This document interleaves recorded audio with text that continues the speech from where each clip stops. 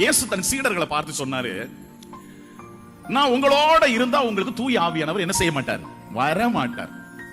இயேசு உங்ககிட்ட என்கிட்டயும் சரீர ரீதியா நம்ம கூட இருக்கிறார். 3 வருஷமா இயேசு ஆண்டவர் சரீர ரீதியா நம்ம கூட இருக்கார். அப்படி சரீர ரீதியா நம்ம கூட இருக்கிற இயேசு நம்மளை பார்த்து சொல்றாரு, உங்களை விட்டு போனா உண்மையிலே நீங்க சந்தோஷப்படுவீங்கிறார். அது என்ன, அது எப்படி சந்தோஷமா இருக்க முடியும்? எதுக்கு அப்படி சொன்னாருன்னா, நான் போனாதான் துணையாளர் வருவாரு. இயேசு ஆண்டவர் என் கூட இருக்கணும் என்கிறது மேன்மையானதுதான். ஆனா ஏசப்பா எனக்குள்ள இருக்கணுங்கிறது அதை விட மேன்மை. அந்த மேன்மையானதை நீங்க அனுபவிக்கணும்னா ஏசப்பா சொல்றாரு, நான் இருந்தா அது நடக்காது. நான் போய் பிதாவின் வலப்பக்கத்துல உட்கார்ந்துகிட்டு உங்களுக்கு நான் யாரை அனுப்புவேன்? பரிசுத்த ஆவியை அனுப்புவேன். எல்லாம் கவனிங்க. இப்ப நான் இந்த செல்போன்ல தேவையில்லாத ஒரு படம் பார்க்க போறேன். கேட்டுச்சா? இப்ப ஆனா இயேசு எங்க இருக்காரு? கூட தான் இருக்காரு. அப்போ நான் பார்த்துட்டே இருக்கேன், ஏசப்பாவுக்கு எப்ப கண் அசரும், அப்படியே கண் அசந்து போகும்போது நான் அப்படியே மெதுவா சைலண்ட் மோட் போட்டு நான் பார்த்துருவேன்.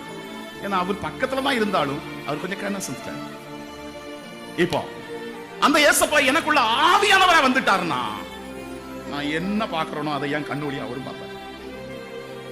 இல்ல நீ இதையா பாக்குற, உன் கூட என்னால வசிக்க முடியாதாடான்னு எந்திரிச்சு போயிருவார். உண்மையா இல்லையா?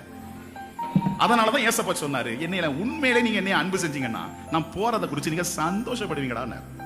ஏசு ஆண்டவர் சரீர ரீதியா என் கூட இருக்கிறத விட அவர் ஆவியானவரா எனக்குள்ள இருந்தா என் கண்ணு பாக்குறது, என் வாய் பேசுறது எல்லாத்துலயும் அவர் இருப்பார் இல்லையா?